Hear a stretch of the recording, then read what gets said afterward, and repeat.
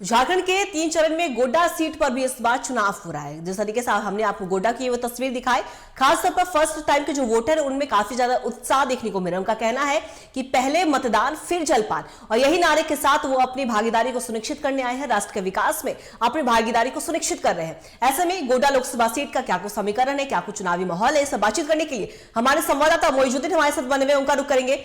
मोइजुद्दीन, देखिए गोड्डा लोकसभा सीट की हम बात करें तो गोड्डा लोकसभा सीट में सीधा मुकाबला इस बार निशिकांत दुबे और प्रदीप यादव के बीच में देखने को मिल रहा था, लेकिन अभिषेक आनंद झा ने चुनाव में खड़े होकर निर्दलीय प्रत्याशी के रूप में नामांकन भरकर पर्चा भरकर कहीं ना कहीं मुकाबले को त्रिकोणीय जरूर बना दिया है। आप जिस तरीके से गोड्डा की बात कर रहे हैं तो क्या लग रहा है, क्या कुछ चुनावी माहौल है, क्योंकि 7 बजे से मतदान की प्रक्रिया शुरू हो चुकी है और आज जनता की बारी है।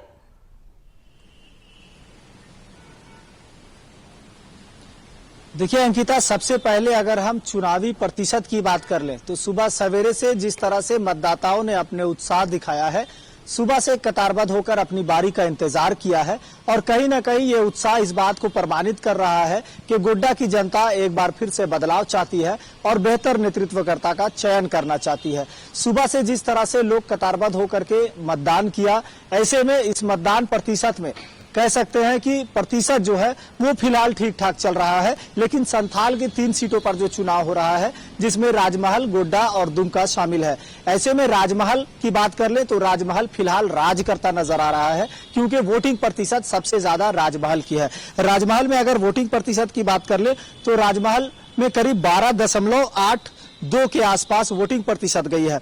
वहीं अगर हम दुमका की बात कर ले, गोड्डा की बात कर ले, तो इन दोनों जगह पर भी वोटिंग प्रतिशत करीब 12 के आसपास जरूर जा रहा है। तो कह सकते हैं कि तीनों सीटों पर जो चुनाव त्रिकोणीय है, ये अपने आप में ऐतिहासिक हो सकता है। निशिकांत दुबे की हम बात कर रहे थे तो निशिकांत दुबे ने भी अपने कार्यकाल में वहां की जनता के लिए काफी कुछ काम किया है, और यही वजह है कि जनता ने उन पर विश्वास जताया है, और विश्वास के साथ साथ उन्हें मतदान जरूर करेगी। दूसरी तरफ हम बात कर लें कि इस बार प्रदीप यादव भी मैदान में है, तो प्रदीप यादव और निशिकांत दुबे के बीच एकदम कांटे की टक्कर होने वाली है। इसमें अब लोगों को तय करना होगा कि अब हमारा प्रत्याशी, हमारा नेतृत्वकर्ता कौन होगा। लेकिन तीसरी जगह हम बात कर ले तो तीसरी जगह एक और प्रत्याशी आ गए हैं, वो है अभिषेक झा। तो अभिषेक झा के आने के बाद जब वो भी इस चुनावी मैदान में है, तो ये चुनाव सीधी तौर पर त्रिकोणीय मुकाबला हो जा रहा है, और चुनावी रणभूमि में तीनों ऐसे दिग्गज नेता है जो कि जनता को अपनी ओर आकर्षित करने का काम किया है, और जनता भी कहीं ना कहीं इन तीनों को पसंद करती है। लेकिन जब बात मताधिकार की आती है, मतदान की आती है, तो लोकतंत्र की यही खूबसूरती है कि हर कोई अपने मतदान का प्रयोग करता है, और उन्हें एक मौका मिलता है जब अपने मताधिकार का प्रयोग कर वो राष्ट्र हित में कोई बेहतर काम कर सके। तो ऐसे में गोड्डा की जनता, दुमका की जनता और राजमहल की जनता तय करेगी कि हमारा नेतृत्वकर्ता कौन होगा। लेकिन फिलहाल इस चुनावी संग्राम में जिस तरह से ये चुनौतियां आ रही है, जिस तरह से ये चुनावी महासंग्राम चल रहा है, ये अपने आप में गोड्डा, दुमका और राजमहल के लिए एक ऐतिहासिक पल होगा जब यहाँ की जनता मतदान करेगी। सुबह सवेरे से जब हमने आपको बताया कि लोग मतदान कर रहे थे, अपने चुनावी मताधिकार का प्रयोग कर रहे थे, तो 7 बजे से यह प्रक्रिया शुरू हुई और 6 बजे से ही लोग लाइन पर लगे हुए नजर आ रहे थे। अंकिता, अगर प्रतिशत की हम फिर से बात कर ले तो प्रतिशत में राजमहल सबसे आगे है, जिसमें 12.82% राजमहल का अभी तक सुबह 9 बजे तक का रिकॉर्ड किया गया।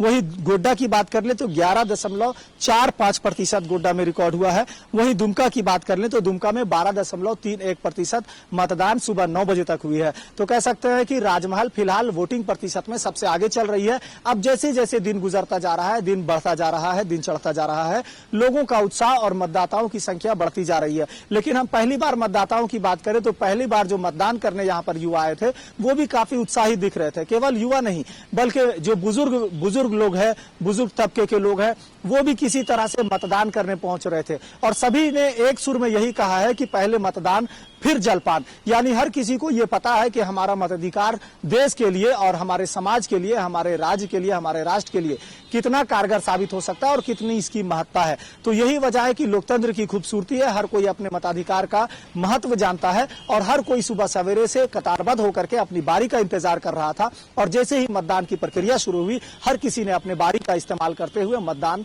का प्रयोग किया है। और खास करके संथाल परगना एक ऐसी जगह है जहां पर अब भी यहाँ पर कहा जा सकता है कि आदिवासी और मुस्लिमों की संख्या अधिक है। और ऐसे में ये दोनों इस बार तय करेगी कि हमारा नेतृत्वकर्ता कौन होगा। फिलहाल अगर राजमहल की बात कर लें तो राजमहल को छोड़ करके बाकी 2 सीट जो कि भाजपा की झोली में रहा है पिछले 2 बार 3 बार जो भी हो, लेकिन इस बार का जो चुनाव हुआ वो कहीं ना कहीं झारखंड मुक्ति मोर्चा के लिए एक बड़ा चुनौती होगा कि कैसे इन तीनों सीटों पर कब्जा जमाया जा सके। लेकिन भारतीय जनता पार्टी भी इस पर कोई कसर नहीं छोड़ी है और पूरे कमर कसते हुए तमाम सीटों पर, इन तमाम तीनों सीटों पर पूरे वर्चस्व कायम की पुरजोर ताकत और खून पसीना, मतलब कह सकते हैं पसीना बहाने का काम किया है। लेकिन अब जनता जनार्दन तय करेगी अंकिता कि कौन यहाँ पर जीत हासिल करेगा, कौन किसे हार का सामना करना पड़ेगा। लेकिन फिलहाल लोकतंत्र की ये खूबसूरती में मताधिकार का लोग प्रयोग कर रहे हैं और कहीं ना कहीं ये माहौल बेहद ही ऐतिहासिक नजर आ रहा है अंकिता। देखिए मोइजुद्दीन, अगर हम बात करें तो गोड्डा के सियासी मैदान में एक बार फिर से जो जानी दुश्मन माने जाते हैं, यानी कि गोड्डा से बीजेपी के निशिकांत दुबे और कांग्रेस से जो प्रदीप यादव इस बार चुनाव लड़ रहे हैं, उन दोनों के बीच में कहा जाता है कि जानी दुश्मनी है। लेकिन अगर हम बात करें तो चुनावी मैदान में अभिषेक झा आनंद भी आए सामने, निर्दलीय उन्होंने पर्चा भरा। लेकिन दूसरी तरफ एक और नाम सामने है, वो AIMIM उम्मीदवार मोहम्मद मंसूर भी खड़े हुए थे चुनाव में, लेकिन उन्होंने अपना वापस नामांकन ले लिया। तो कहीं ना कहीं ये मुकाबला जो है काफी ज्यादा दिलचस्प बना। ऐसे में तरह तरह की जगहों पे चर्चा हो रही है, सवाल ये भी उठ रहे हैं, क्या लोकसभा इस चुनाव 2024 में निशिकांत दुबे चौका लगाने में सफल होंगे या फिर प्रदीप यादव जो उनके दुश्मन माने जाते हैं, जिनको काफी ज्यादा निशिकांत दुबे ने चैलेंज भी किया, तो क्या उनकी राहें मुश्किल करते हुए नजर आ पाएंगे?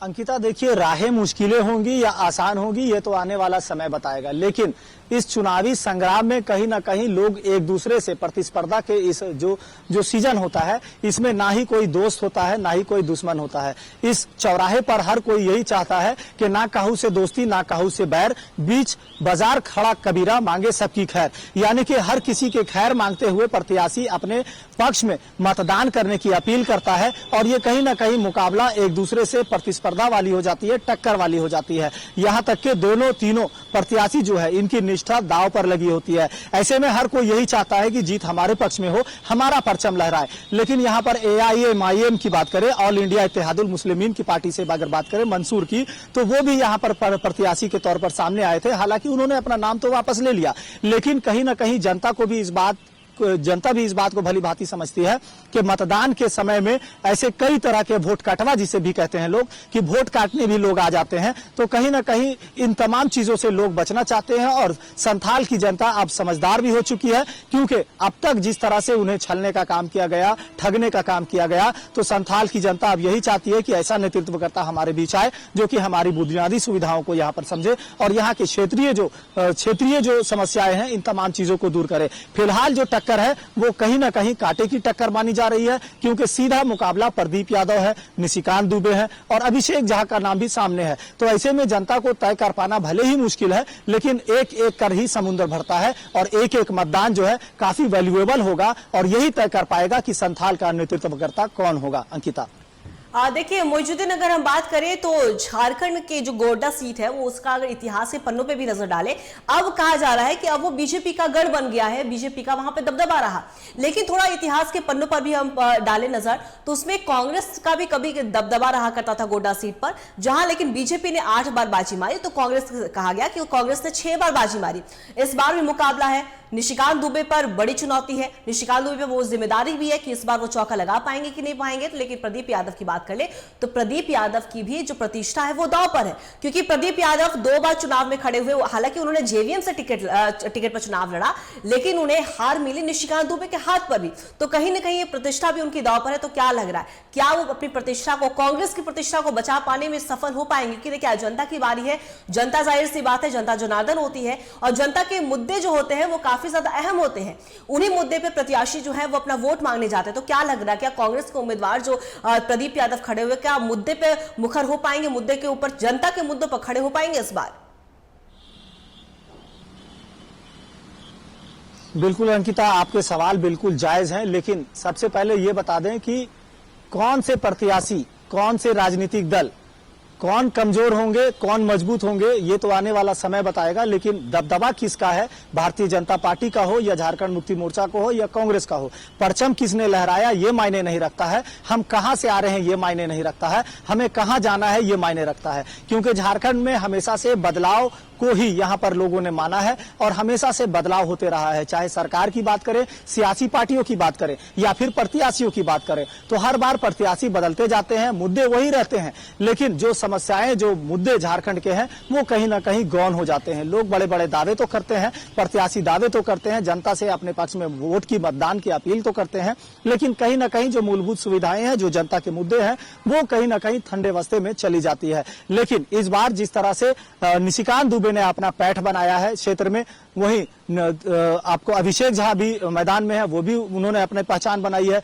यहाँ तक कि प्रदीप यादव भी इस बार चुनावी मैदान में है। तो तीनों ही प्रत्याशी कहीं ना कहीं जनता के बीच भ्रमण करके उनको अपने विश्वास मत में लेने का काम किया है और कहीं ना कहीं एक दूसरे से जो प्रतिस्पर्धा होती है, इसके खिलाफ कहीं ना कहीं कह सकते हैं कि जनता के बीच कई मुद्दों को लेकर के वो गए हैं। जनता भी इस बार सक्रिय नजर आ रही है, वो भी अपने मुद्दों को लेकर के मतदान कर रही है। कुछ न कुछ उनके मन में भी जरूर चल रहा है कि जो कमियां हैं, जो खामियां रह गई हैं, उन्हें दूर कैसे किया जाए, और इसको लेकर के उन्होंने मन बनाया है। यही वजह है कि सुबह सवेरे से लोग मतदान कर रहे हैं। फिलहाल अगर हम बात करें कि रणनीति और चुनाव और संग्राम की बात कर ले, तो ये संग्राम काफी महत्वपूर्ण माना जा सकता है, क्योंकि त्रिकोणीय चुनाव है। फिलहाल जिस तरह से भारतीय जनता पार्टी ने अपना वहां पर वर्चस्व बनाने का काम किया था, परचम लहराने का काम किया था, लेकिन इस बार इंडिया गठबंधन की ओर से प्रदीप यादव भी अगर यहाँ पर हैं, झारखंड मुक्ति मोर्चा से नलिन सोरेन भी है, तो कह सकते हैं कि जिस तरह से इंडिया गठबंधन के लोगों ने भी वहां क्षेत्र में जिस तरह से लोगों के बीच भ्रमण किया, यहाँ तक कि आपके पास भी हम दोबारा जरूर आएंगे। हमारे साथ हमारे संवाददाता चित्रंजन भी हमारे साथ बल में उनका रुख करेंगे। चित्रंजन, देखिए, अगर बात करें संथाल के तीनों सीटों पर बात हो रही है, दुमका की बात कर ले, गोड्डा की बात कर ले, राजमहल की सीट की बात कर ले, सभी सीट अपने आप में खास है, सभी का इतिहास भी अलग रहा है। और संथाल, ओवरऑल संथाल परगना की हम बात कर ले तो संथाल परगना ये कहा जाता है कि जेएमएम का गढ़ है, यानी कि शिबू सोरेन का गढ़ माना जाता है। चलिए हम आपसे दुमका की बात कर लेते हैं। दुमका की बात कर ले तो 8 बार सांसद रह चुके हैं शिबू सोरेन वहां से। 2019 में उन्हें सुनील सोरेन से हार मिली, लेकिन इस बार नलिन सोरेन को चुनावी मैदान में जेएमएम की ओर से खड़ा किया गया। लेकिन से जो चुनाव लड़ने के लिए प्रत्याशी को लाया, कहीं ना कहीं बीजेपी ने जेएमएम के गढ़ में सेंधमारी करने की जरूर कोशिश की और उसी के गढ़ में जाके सोरेन परिवार की बड़ी बहू यानी कि सीता सोरेन को चुनाव में खड़ा किया। ऐसे में क्या लग रहा है, क्योंकि सीता सोरेन की प्रतिष्ठा भी खासतौर पर साख दांव पर है, उनके लिए भी बड़ी चुनौती रहेगी कि परिवार से हटकर, अपनी पार्टी से हटकर जो एक वोट उनको सोरेन परिवार से नाम से मिलता था, आज उन्हें वोट मोदी के चेहरे के नाम से मिलेगा। तो क्या लग रहा है, ये मुकाबला किस तरीके से देखा जा सकता है? दुमका में क्या कुछ चुनावी माहौल में देखने को मिल सकता है?